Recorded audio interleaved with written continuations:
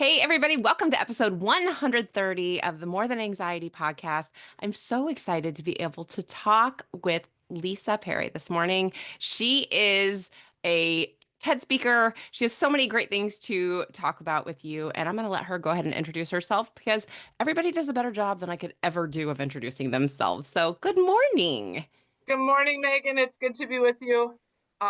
Very fitting to be on a podcast with the word anxiety in it because I'm a K-12 principal who definitely has to keep my own anxiety in check. As you all know, educators, there's a lot to be anxious about. So I don't think it's ever about eliminating the anxiety. It's just learning to live with it and actually learning to use it to your benefit. Mm. As I said, I'm a pre-K-12 principal in a district of about 300 students. I'm also the curriculum director and I teach AP language and composition at our school. I work a lot with the DOE to support new teachers and new principals. I also now serve as an adjunct professor for a South Dakota university. And I love to speak and I love to show up in people's places and hopefully give them just one thing. I may give them 10 things, but I want them to take one thing because if we try to do everything, we never do any of it. So that's a little bit about me. And I'm anxious to see what Megan asked me so that I can share what I know and share what I think. This is actually the perfect day. You guys don't know this listening, but Lisa knows that yesterday I went and talked with our local teachers. It was a school system wide teacher workday. So I was asked to come in and speak about stress and anxiety. And the whole time I was just thinking about this podcast interview today. And I'm like, oh, this is good. Like, I wish we could have teamed up because I feel like you have so much to share. And it was interesting, like knowing everything. I mean, coming from the classroom and knowing what these teachers they've got a lot on their plates Oh, and yeah. there's so much going on with teacher mental health and student mental health and there's a reason that everyone's getting to the point of burnout, You right? know, And and so one of those, sorry, I didn't mean to no, go interrupt. ahead. I Go think ahead. one of those reasons is that those of us who go into what I call human-centered professions, we are by default the kind of people who want to pour into others, want to see that work, want to feel our own satisfaction and gratitude from others. And a lot of times in a human touch profession like ours, we don't always see that. We may see, the pushback, or we may see the apathy, we may see the frustration or the anger. And a lot of us are type A, obsessive compulsive, people pleasing perfectionists. And that's who I am, which is why Megan's work is so interesting to me. Because I've lived that way, and for a long time it was detrimental.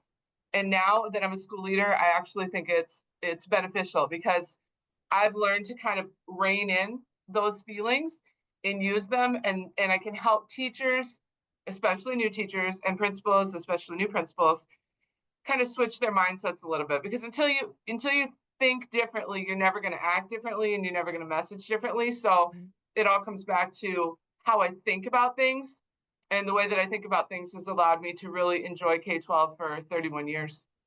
That's amazing. Like I love that. And it is such a thing where you look at people and you know that I mean no one goes this is so cliche, right? But nobody goes into education for the money.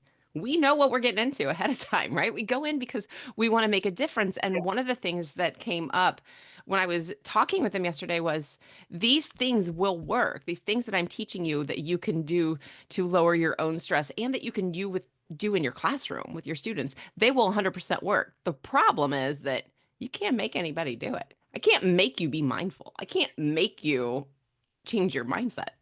And the other thing is we think that change or revolutionizing ourselves, it's just we should be able to hear something Megan says or hear something Lisa says and all of a sudden show up differently. And it doesn't work like that. Mm-mm. I do not exercise. I don't believe in exercise. I don't like to sweat. I'm married to a guy who likes to exercise and he's always hurt. So I feel like I'm better off. But I do have an exercise analogy to share. It's like the weight room. Somebody who heard Megan yesterday is going to have to take one of her ideas and rep after rep after rep after rep to build it because it's a muscle. And Mhm. whenever we think we're going to change a habit, we think we're going to change a mindset, we think we're going to change the way that we talk to people, we are ridiculous to think that that's going to happen today or tomorrow. It Mhm. takes a long time, and I think we throw it out the window because we're impatient. Mhm. If I really encourage everybody to read Atomic Habits by James Clear, And if you're not a reader, please find the PDF online because there's a really succinct summary of what Clear has to say. But basically, he says in Adam's small seed of matter, you have to change, bit by bit by bit by bit, and you've got to remove friction in order to make those changes. So it Mhm. isn't just about change. It isn't just about adopting a new way of thinking about things. Like everything that's beneficial, it takes work. Mhm. Yeah, it absolutely does. And it's not, I wish I could tell you that it was like, oh yeah, and then you just change your mind. But it's not. Like your mind, your brain is designed to want to do the same thing over and over again because so far so good, right? Like you've Right. survived it. So, And our brain is looking for danger. I mean, right. that's what we're primed to do because once upon a time there was danger around every corner. And in some places in the United States, unfortunately, there probably is danger around every corner. I am not in danger here, but Mhm. yet my mind is always looking for places that I might get trapped, and then therefore I'm like always on pins and needles. And that part of our brain that doesn't want to be quiet can really sabotage us because a lot of times when we think there's danger looming, there isn't. And here's one thing I ask myself all the time: aside from my thoughts, am I okay? And you know what? Almost 100% of the time I am. It's just my Yeah. brain is trying to help me, but it's sabotaging me. Aside from my thoughts, am I okay? Yeah, Yep. that's a huge question. That also came up where we were talking about some of the more reactive, like the reactive kids, the kids who are no matter what you do, they're gonna refuse, they're going to blow up, they're going to do those things. But also those kids who are I don't know the right term for it, I guess, but almost like silently reacting where they're just sitting there thinking about everything that they're terrified of. And the kids are afraid at school. My Yep. kid is afraid at school. And so, I mean, and he's talked about that where he's like, no, I will absolutely keep my phone under my thigh in case I need to call you. And that Mm-hmm. breaks my heart. But Mm-hmm. I think it's easy for maybe teachers and for parents to say, you know what, you're really safe there. You Mm-hmm. really are safe at school. Statistically, you're safe there. Right. Just like And an airplane, right? We've seen a couple recent crashes, and still airline right. travel is exceedingly more safe than auto travel. But all Yeah. of these big incidents get a lot of ink, get a lot of minutes, and they should. But Hmm. they do tip our bias toward terrible things are going to happen there. And it's something we always have to be ready for, but it isn't something that we have to soak in. Hmm. And I Hmm. think that that's important. And I think when kids know that the adults have a plan, and when the adults know they have a plan and they know what the plan is, which takes a lot of communication from admin, then everybody, that kind of helps to lower the temperature a little bit, um, Hmm. because we don't want to not know what to do if something terrible goes wrong. I would say though that if something terrible went wrong here today, I'm 100% sure the plan would just go out the window, and I would do whatever my mind thought would be the right thing to do with these kids because really that's kind of how we operate. Under stress, I'm probably not going to go to the flip chart, right? Right. Some of those pieces are really embedded in my brain, but otherwise, I'm going to do what I think is best for kids in that moment. And I hope kids trust that the adults are going to take care of them. Sadly, I'm not sure that that happens in every building. I think that there are things that go on, and I think that the adults in the room don't always manage people as well as they should, and then therefore that gives room for that anxiety to the kids' anxiety to grow. Yeah. Yeah, it does. And when the teachers look frazzled, when the teachers are Yeah, burnt out and just over it, the kids know. We talked about yeah, that too. Like you bring your energy to the room. When you show up and you had a bad day at home, I'm not asking you to leave your luggage at home. It's impossible. You can't forget that you got into a fight with your spouse or your husband or right, your spouse or your kids or whatever. But when it comes into the room, the kids read it and they know. right. I So think that's true. Go ahead. no, no, no, no. Continue. Well, I heard a term the other day. It was hyper-normalization, and I'd never heard of this term before. But when hyper being over, and we know what it means to normalize something, and the context was what's going on in the nation and how the divisiveness and all the things that are plaguing us right now, and how we get up, we eat breakfast, we go to work, we go home, we eat supper, we go to bed, and all of this is like on fire around us, and we're just acting like everything's fine. And I started applying that to school. And I think about all the things that we just work through, like, that's a thing. And I never really had this epiphany before, but it's very dangerous to start normalizing things that are not in people's best interests, whether it's the staff member who isn't doing what he or she should, or the student who's acting out in ways he or she shouldn't. I just I just look around me, now after this, and it's been a couple days since I heard it, and I just noticed things that now are just kind of like baked into the K-12 system. And I'm like, how in the world did this become what we do, how we show up, how we help, how we support, how we expect, how we I don't address. And the more and more I think about this, the more and more bothered I am, because the longer it goes on, the less likely you are to uproot it and get rid of it. But there's a lot of things that we're just like, huh, yep, that's what I've got to do in my classroom. That There's some things that shouldn't be normalized, and I think everybody listening can kind of think of their own list in their own school. But I don't know, that's been something that's been sitting on my brain, and I'm trying to think about how to think of it, because I think that it's important.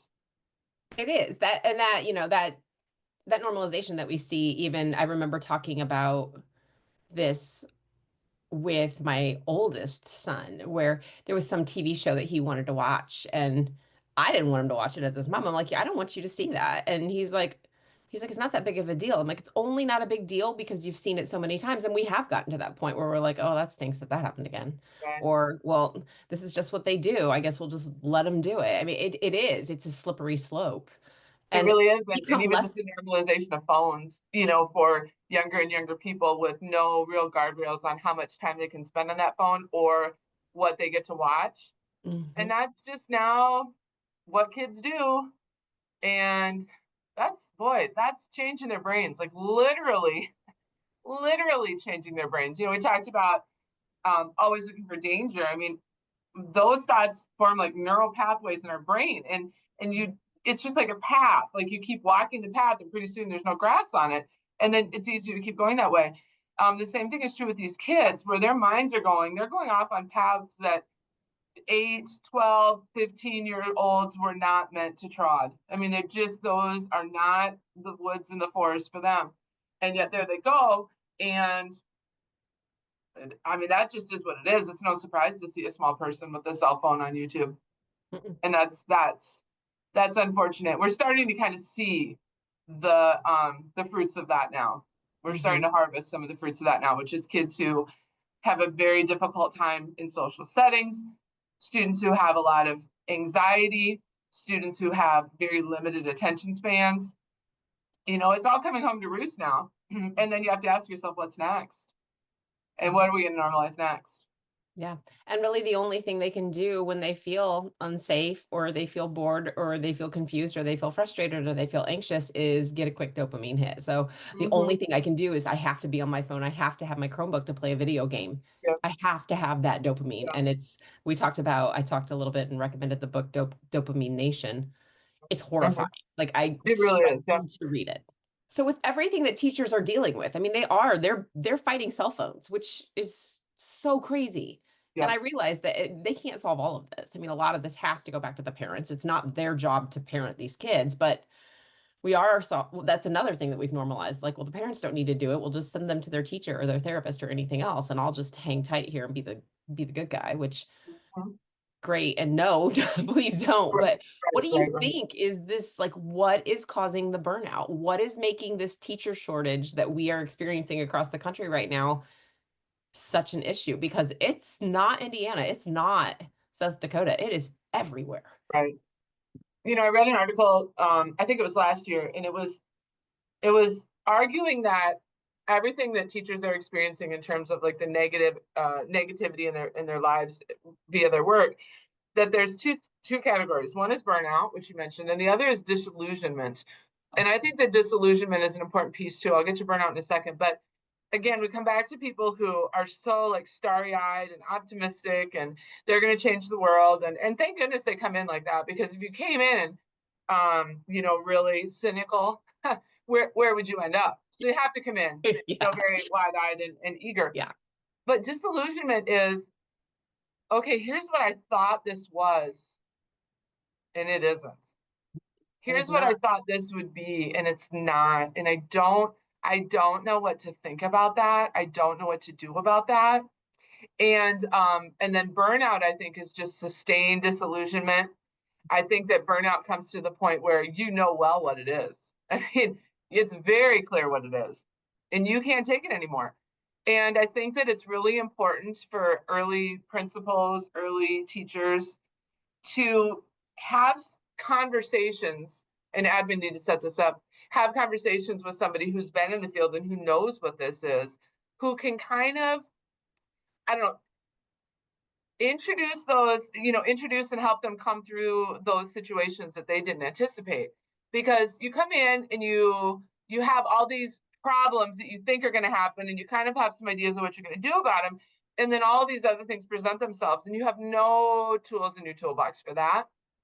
And therefore, you become more and more disillusioned because it's less and less what you thought it would be. It's not some utopia. It turns dystopian sometimes. And I think that it's prolonged disillusionment. Like, I came here to do something important.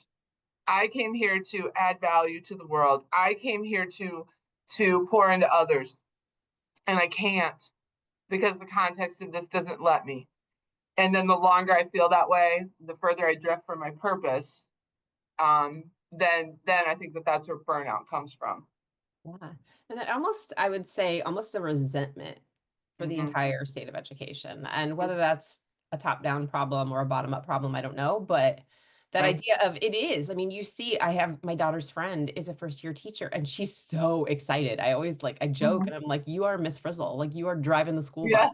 Like Yes. she is that girl. And I'm like, hang on to that Yes. as long Yes. as you can, because inside I'm like, oh, sis, get Yeah. ready. Like, I It mean, gets and I'm hard. so excited that we have those people, Right. but we Absolutely. see it fall so quickly. So if you could pull teachers in, like if you could set this up where you pulled these teachers or you pulled these administrators in and you were going to teach them one thing that would help them be a little more resilient or kind of set them on fire again for education, what would you teach them or coach them on? One thing before I go into Yeah, that, and I yeah. will, but Good. it's those kids, and I'll call them kids, even though they're young Yeah. teachers. She's a kid. Yeah, I've got two kids of my own who are teachers. Uh-huh. It's those kids who we've got to worry about the most, and it's those kids who are the thing is, like, as principals, we look around and we're like, okay, ooh, this person seems to be faltering, so we kind of go that way. But the person who's still kind of like, oh, I love this, that person is actually more susceptible to disillusionment and burnout than the person you know who maybe is struggling, or maybe showing up with like, okay, I'm here from 8 to 4, I go home, I'm not that invested. But when somebody looks like they've got everything together, like, oh, okay, they're okay over here, we're going to go over here.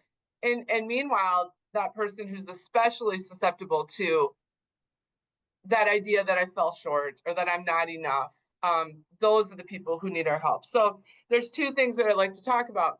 One is, it is personal.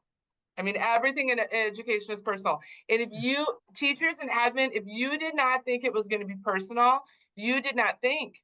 I mean, these are children. And thankfully, most of them belong to people who really love them and want to advocate for them. And of course, it's personal. Of course, it's personal when a kid gets suspended. Of course, it's personal when a kid gets an F. Of course, it's personal when a kid has had too many absences, and I have to call the district attorney. But that doesn't mean it's about you. Like, we like to make everything about us. It isn't Mhm. about you. It is about a system that says, when this happens, this happens. And when they're angry about that, it's railing against the system. It doesn't matter who implements the system. It doesn't matter who puts the zero in, because that's what you do when a paper is late X number of days, or that you serve ISS if you have this infraction. It is not about you. But to that parent, that is scary. It's humbling. It's frustrating. And those are the emotions that are coming out. And they really are just reflecting what they're feeling. I'm a dog mom. I've got two Labradors, and they're like fur kids to me. And I heard once, and this especially stuck with me, and it might stick with your dog people. Like if you approached a dog and it was like snarling and snotting and you would be like, "Whoa, I'm not getting near that thing. Like that thing's psycho. Get away from me." And if upon further inspection you noticed its foot was caught in a trap, the way you think of it changes. You still aren't going to run up to it and, scratch its ears because it's still dangerous, but you're probably going to find a way to release it, to relieve it, to help it, get away from its pain. And so when I've got people who are just unloading on me, I think to myself, what is the pain point here? What are they scared of? And when you ask yourself what people are scared of instead of what are they mad about, it changes everything about the way you want to deal with them. Because I've been scared for my children, and now I'm a grandmother, and I will be scared. My oldest grandchild will start preschool next year, and there's going to be things that bother me and that upset me, and it isn't because of any single person who's in her educational life. It's because I want everything to go well for her, and if it doesn't, that's going to be emotional to me.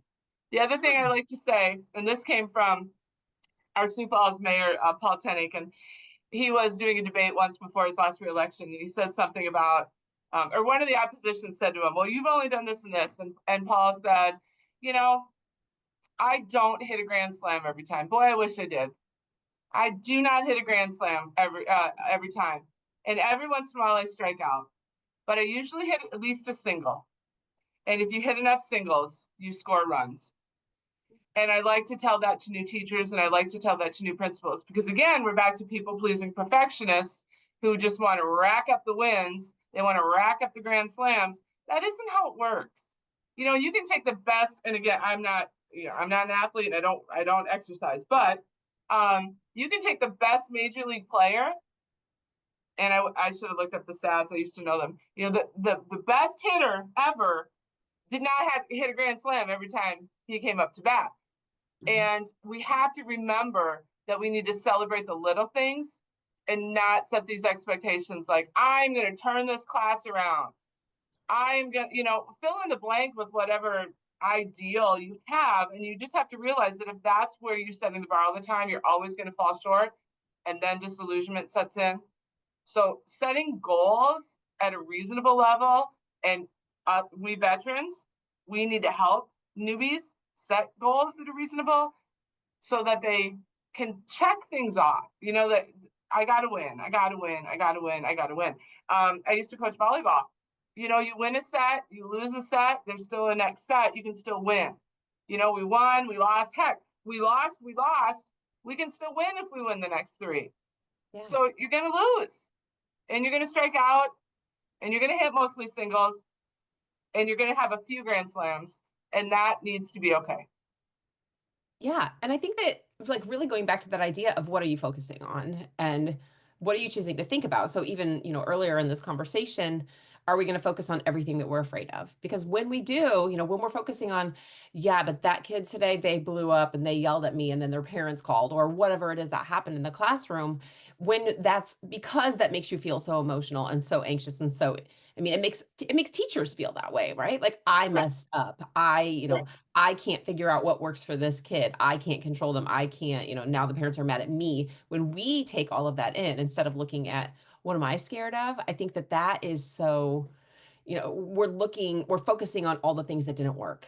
And I right, think that really is it's just stepping stones out the door at that point. Like, well, it's not working. Nothing I'm doing is working. And I think right, that, that idea of this, I mean, back to hyper normalization, if you're normalizing everything that's not working or focusing on what's not right, working, like, well, it's right. pretty normal for me just to not have anything work out. So I guess I should Yep, go.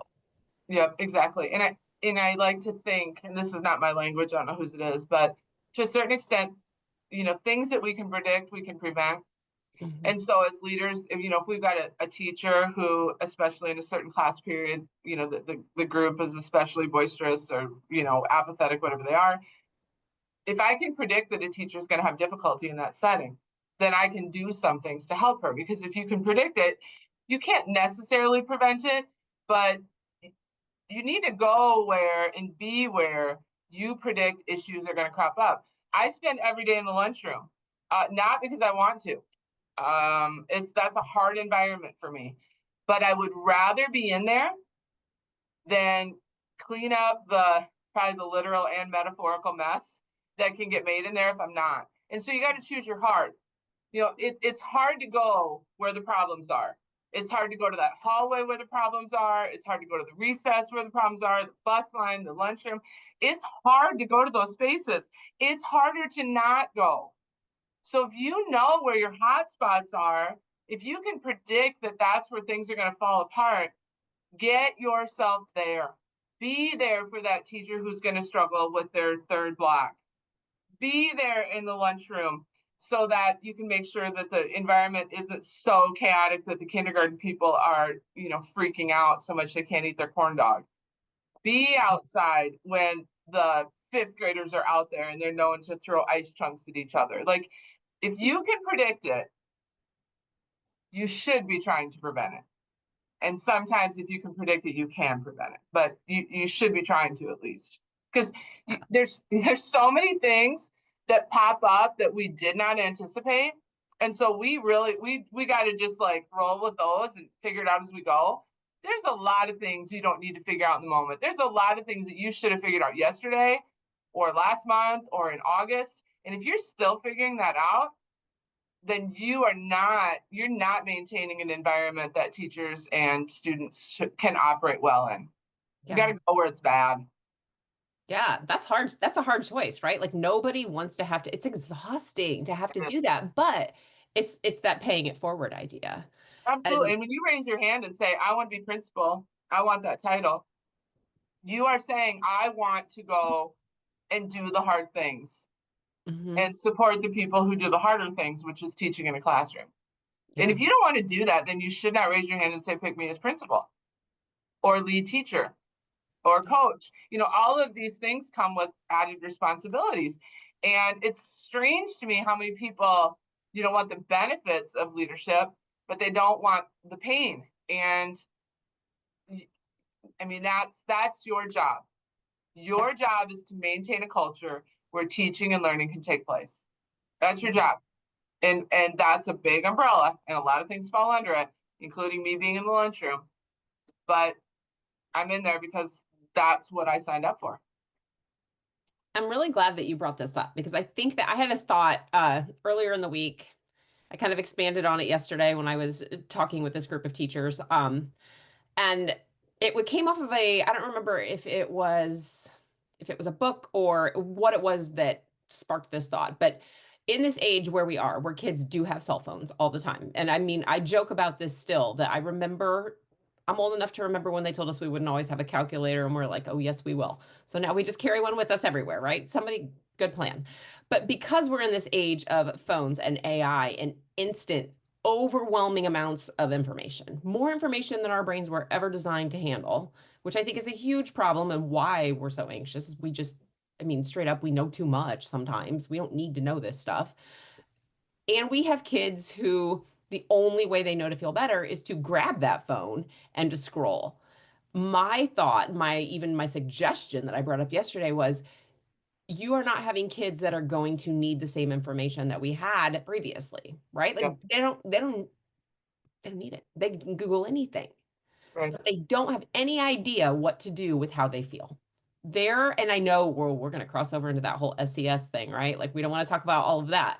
But if we're talking about emotional regulation and we're talking about things that kids need to be able to do to look someone in the eye when they're talking to them, or to be able to not have to grab their phone every time that they feel anxious or they feel stressed, or even teachers, right? Like we're all guilty. How did my phone end up in my hand? How long have I been scrolling on Instagram?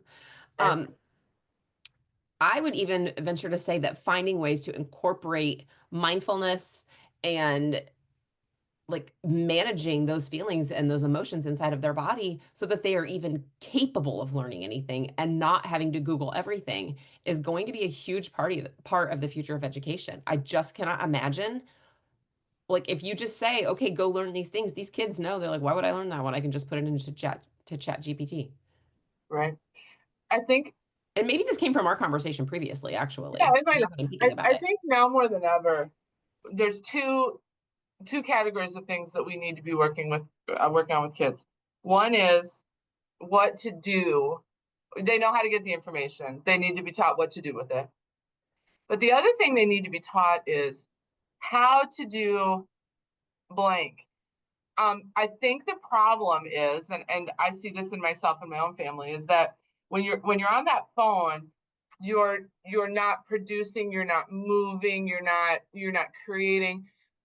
People who bake bread or bicycle or crochet or are photographers or work on engines or sew clothing.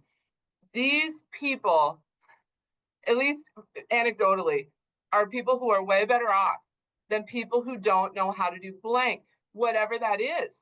And I this I can't believe I'm going to tell you this, but I started making my own dog food because I didn't like the little pellets. Me too, and I'm so embarrassed about it. No, I know we are confessing. Um, and that now is something I'm like this mad scientist with, frozen peas and ground turkey and seeing what I can come up with. And I'm doing something. And doing that and failing and succeeding and experimenting and trying and thinking about it, that process, you know, pulls me out of my head, Mhm. pulls me out of the world's problems, pulls me out of politics, pulls me out of school, and allows me to focus on something else. And what I fear the most and what I see the most is that there are too many people who can't fill in the blank. I like to blank or I can blank. They they got nothing. Yep. And that's scary because for me, my mental health, if I let my brain just sit and not do something, it's going to catastrophize. That's what I do. While I'm making dog food and on the internet and trying to figure out this and that, and how do I get them more, whatever, um, that pulls me out of my head. And I think it's really important that we are looking at providing more experiences and skills. It's not, I used to teach Shakespeare's birth year, Shakespeare's death year, what his wife's name was, what his children. No, that doesn't matter. I teach now how to read Shakespeare. Mhm. That is, that's a skill. And so, some schools are better than this than others, but kids need to build school skills so that they can use to be distracted from. See, we're distracted by our phones. We need to be distracted away from our phones. But that takes, you can't just tell me or a kid to put your phone away and then we're just going to sit there. Nobody can do that. So, what else am I going to do? Mom, what should I do? Mrs. Perry, what should I do? Get into Boy Scouts, go bowling. And this is where parents really have to join us too, because we've got Mhm. these kids for a finite number of hours. But when these kids learn to do something that they like to do, and we don't even have to talk about SEL because automatically the doing and the commitment to something, learning something and being excited about it, it takes care of a lot of those issues. Yeah. And that movement is so important. I Oh mean, my just that whole process of moving. I mean, I joke, but every kid should be taught how to crochet, even if they're only going to make a really long string and tear it apart and do it again. Yep, It's magic. I mean, yep, it's absolutely. repetitive motion. It's Yep, amazing. And right, are you going to do anything with it? It doesn't matter. It right, doesn't matter. Even if you could crochet while you listen to your teacher talk, right. amazing what it will do for your brain. And it's those things. I'll joke right now that when I was little, we had to learn how to square dance in Indiana, which Oh, I'm like, what is the point of this? Like, when am I ever going to have to square I dance? love it. Never. I But we love did. it. It was so dumb, but we had a great time. Here in South Dakota, and I'm sure other communities or other states will understand this, but the kids who are in 4-H or who grow up Yeah. on farms or ranches, it isn't that they grew up on the farm because you can grow up on the farm and not do anything on the farm. But kids who show cattle, kids who care for goats, kids who have a crop in, kids who are fixing a tractor, these kids these kids are busy and they're excited to talk about what they do. And these are just not kids who live on their phone. They got too much to do. They got too much at stake. And I look at that often because I'm not a farm family. But I see that in so many kids and a lot of kids who aren't necessarily excited about Shakespeare and triangles. They have so much going for them outside of school, something that just like really jacks them up and gets them excited. Mhm. These kids these kids who could become really like despondent in school, they're not, because on the other side of that, they got something that really lights them up. And Mhm. it's the kids who get their butts kicked in school every hour of every day because we don't we don't accept their currency, right? And they don't accept ours. And then go home to nothing to do. Those are the people we need to worry about.